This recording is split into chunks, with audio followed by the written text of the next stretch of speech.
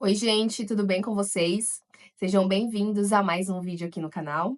E hoje eu quero compartilhar com vocês uma reflexão que eu tive enquanto eu lia este pequeno livrinho aqui, que talvez você já conheça, talvez não. Eu nunca tinha ouvido falar e ele estava guardado nas minhas coisas há pelo menos 2 anos. E aí, enquanto eu estava mexendo aqui em todas as minhas coisas, fazendo a minha mudança, eu encontrei esse livro que ele é tão pequeno e no primeiro capítulo ele já está falando demais comigo. E o nome do livro é O Impostor que Vive em Mim. Muito forte o tema desse livro. E quando eu estava ali arrumando as minhas coisas, eu nem ia ler ele, eu ia deixar assim, levar para outra casa, para outro apartamento, para ler em um outro momento. Só que esse título ficava ali, ó, passeando pela minha cabeça, e aí eu decidi pegar e começar a folhear, e tô assim, devorando esse livro. E de cara, o que eu quero compartilhar com vocês é o seguinte: lembra lá no início de tudo, no Gênesis, Adão e Eva, depois que eles comeram do fruto que Deus tinha proibido que eles comessem, e eles acabaram caindo, né, pecando, e aí toda aquela história que todo mundo já sabe, né? Acho que até quem não é da igreja já sabe, já ouviu falar algum momento da vida.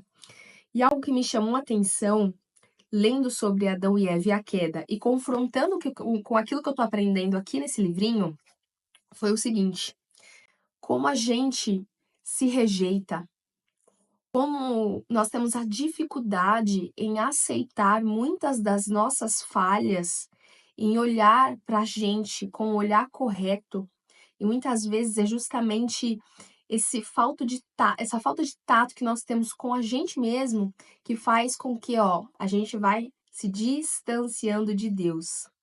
Calma que vai ficar mais claro. Esse livro, ele usou um termo que se chama autorrejeição. A autorrejeição é o maior inimigo da vida espiritual, porque contradiz a voz sagrada que nos chama de amados. Eu vou traduzir isso daqui para vocês. Todas as vezes que você se olha com um olhar de inferioridade, de incapacidade, de culpa, de remorso, de infinitas coisas que te degrinem, te prejudicam, te diminuem, você está se afastando do olhar de Deus para você, de um olhar de alguém que te ama genuinamente, apesar de erros, apesar de culpas, de um monte de dores na sua alma que você carrega e não consegue se livrar. Então, de repente, você não tenha algo tão profundo para se perdoar, talvez esse não seja o seu caso, porém, você ainda guarda muitas coisas dentro de si, como, por exemplo, uma rejeição que você sente, uma necessidade de aprovação, de ser perfeito, de ser perfeita, e de repente você está delegando essas imperfeições para Deus, no sentido de só vou me sentir amado por Deus, visto por Deus quando eu estiver perfeito, quando eu estiver perfeita, sem dores, sem mazelas, irrepreensível. Quando na verdade, nos esvaziar é justamente reconhecer que nós não somos perfeitos, que nós não temos que agradar os outros e que nós não temos que ser amados por Deus quando nós estivermos perfeitos. Não, porque Jesus, ele diz: "Vinde a mim, todos vós que estão cansados, nananã, nananã", você já conhece. O que Jesus está querendo dizer é: eu amo o pecador, eu não amo o pecado. Eu amo aquele que erra, mas eu não amo o erro. Venha a mim do jeito que você tá, com as dificuldades emocionais que você tem. Deixa que eu cuido dessas questões, despeja tudo em cima de mim, porque eu dou conta de lidar com isso e você não. Isso significa esvaziar-se de si para ser cheio dele. E quando a gente faz esse esvaziamento, a gente consegue entrar em um lugar que todo ser humano quer, que é segurança, conforto, acolhimento. E quando você tem segurança, conforto e acolhimento em uma pessoa, que é a pessoa de Jesus, você para de buscar segurança, conforto e acolhimento em outras pessoas, em outras coisas ou em si mesmo, porque você não é aquilo que você faz de bom, nem de ruim. Você não é aquilo que você tem de valor e até mesmo valor monetário. Você é quem Deus diz que você é, e você estará cada vez mais próximo da sua verdadeira identidade, da sua forma real, como Deus te planejou para ser quando você está esvaziado de si. Quando você olha, reconhece todas as coisas que você carrega e decide se arrepender delas e entregá-las, se render, renunciar, colocar para fora e começar a andar com passos mais leves. Por que mais leves? Porque a sua bagagem você deixou onde devia, com a pessoa que devia, com a única pessoa que pode se tratar e remodelar tudo aquilo que você entregar para ela. Aquilo que deve ficar e tá ali distorcido por conta dos erros, por conta do tempo, por conta da vida, eu não sei, ele vai trabalhar em cima daquilo e te entregar em um novo formato para que você saiba usar essas novas ferramentas para aquilo que ele te designou para ser.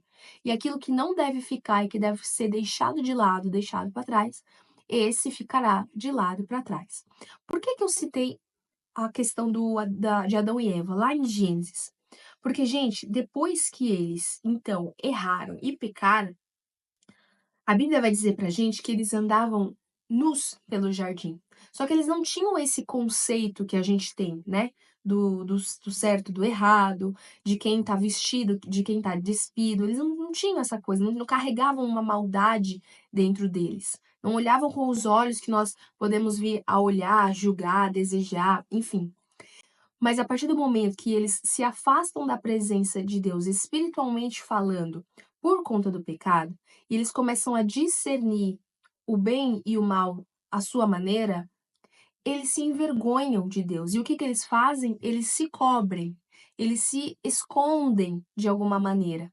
E é isso que eu e você fazemos quando a gente erra.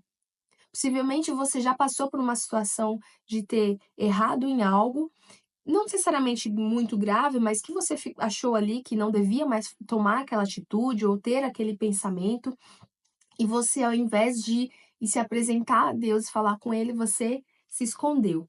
Demorou dias, semanas para conseguir entrar na presença de Deus de novo, porque você estava com vergonha. E olha a frase que a gente leu aqui no começo, que é uma das frases do livro. Eu vou ler ela de novo para você. A autorrejeição é o maior inimigo da vida espiritual, porque contradiz a vossa grada que nos chama de amados. Então, se eu erro, se eu peco, se eu vacilo a todo momento, o nosso cérebro entende, pela lógica, que nós não somos dignos de ser amados, de ser queridos, de ser seguros e protegidos, e enfim, todas essas palavrinhas aí parecidas. São coisas boas, agradáveis e perfeitas, que condizem com o caráter de Deus e com o amor dele para com a gente. Então, todas as vezes que a gente entra nessa armadilha, e aqui não é um pretexto para se manter no erro, tá? Eu creio que vocês estão me ouvindo aqui, vocês são já maduros e maduras. Isso que eu estou dizendo não é um pretexto para continuar ali fazendo o que você já identificou que é errado. Não espiritualizem coisas que são meramente decisões humanas. Posicionamento, escolha, renúncia, nova atitude, novo comportamento, um sim, um não. Não espiritualize esse tipo de coisa. Sim, haverão batalhas, as suas vontades podem aflorar, mas se você está todos os dias negando as suas vontades, que é a nossa alma, né? Se você está todo dia negando a sede dos seus desejos, que é a sua alma, e deixando ela ser transformada, porque uma vez você decidiu entregá-la aos pés daquele que pode te ajudar com isso, se todos os dias você luta contra racionalmente, aos pouquinhos a sua vontade vai mudando, o seu desejo vai mudando. Então aquilo que você queria, você nem quer tanto mais assim. aquilo que era uma mega tentação na sua vida, já não é mais a mesma coisa, porque você mudou as suas vontades. Isso também é parte do fruto do Espírito, porque se eu estou me enchendo do Espírito de Deus e me esvaziando de tudo aquilo que era ruim e Ele está me ajudando a colocar para fora, logo é uma questão de tempo para por proporção do meu ser mudar. E eu ser cada dia mais parecido com aquele que eu estou me nutrindo todos os dias. Então, quando você faz esse processo de olhar para dentro e falar: "Não preciso agradar todo mundo, não tenho que agradar os outros, eu não tenho que me agradar, eu tenho que agradar a Deus, e as vontades dele serem as minhas vontades, e as perfeições dele chegarem ali minimamente em algumas doses para mim, para que eu seja para que eu consiga ser mais parecida com ele a cada dia". Quando você faz isso de, sabe aquele botãozinho ali de, não vou falar essa palavra porque é um palavrão, mas é assim, dane-se. Sabe assim? Dane-se. Não importa mais. Não, isso daqui não é mais um problema meu, não ligo mais para isso, eu tô leve, não vou me preocupar com o que os outros vão falar, não vou mais querer parecer perfeito, nem mesmo. Não é que não parecer perfeito aos olhos de Deus, a gente tem que estar querendo melhorar, vocês estão me entendendo, né? Mas assim, aquele certinho, como se você só fosse amado por Deus se você fosse perfeito e certinho. Não, ele já te ama desde agora. Só que ele quer ver o seu empenho, a sua busca, a sua determinação em ser melhor, mas não ser melhor para ser o perfeitão, o melhor de todos, o superior, não. Porque sabe de uma coisa, gente? Quando você reconhece que você nem é tudo isso, que aliás que você não é nada, e que tudo que você fica aparentando ser para os outros e para si é só uma máscara, que algum momento você nem vai dar conta de sustentar, quando você cai nessa real, que assim, cara, eu, por mim mesma, não dou pra nada. Aí você tem uma semente plantada no seu coração, que é a semente da verdadeira humildade de Deus. Você começa a ser mansa e humilde. Não porque você se vê inferior, não é isso que eu tô dizendo. Mas você vê o tamanho da sua pequenez se você não tiver Deus com você. Se você não entregar todas as suas dificuldades para que Ele possa te ajudar a ser mais forte, a ser mais resiliente, a ligar menos para muitas questões. E quando a gente faz essa entrega, a gente se sente seguro. Nós temos uma falsa impressão e um péssimo hábito de achar que quando nós retemos coisas, seja emoção, dinheiro, pessoas, bens materiais, quando nós retemos coisas, nós estamos seguros. Mas na verdade, não. Quanto mais eu tento reter coisas que são vazias e achando que essas coisas irão me preencher, mais eu estou presa e menos segura eu estou, porque a verdadeira segurança está em Jesus, na presença de Deus, na direção dele para a nossa vida, porque tudo aqui vai perecer, inclusive eu e você. E o perecer, no nosso caso, seres humanos, não é só quando a gente morrer e voltar a ser pó da terra. Nós podemos perecer em vida, o que é ainda mais prejudicial. Perecer nas nossas emoções, nas nossas más escolhas e ficar preso em um ninho emaranhado de coisa que a gente decidiu reter e não jogar fora, jogar para fora e deixar ser refeito tudo novo. Então, quando você se entrega a Deus, você tem a verdadeira segurança, que é o que todo ser humano quer, se sentir seguro, amado, pleno, que não será abandonado. E olha que interessante a definição que o autor colocou aqui para a gente sobre segurança. O que significa sentir-se num lugar seguro? É uma pergunta. E ele responde: sentir-me seguro é parar de viver na mente e mergulhar fundo no coração.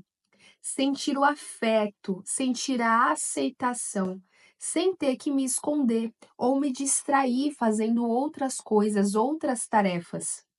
Então é parar de falar do amor de Deus, que é bonito, que é isso, que é aquilo, e começar a sentir esse amor, a viver este amor, a compartilhar com os outros esse amor, porque agora você carrega ele dentro de você, porque você já se esvaziou de si para colocar ele no lugar. Aí ele continua.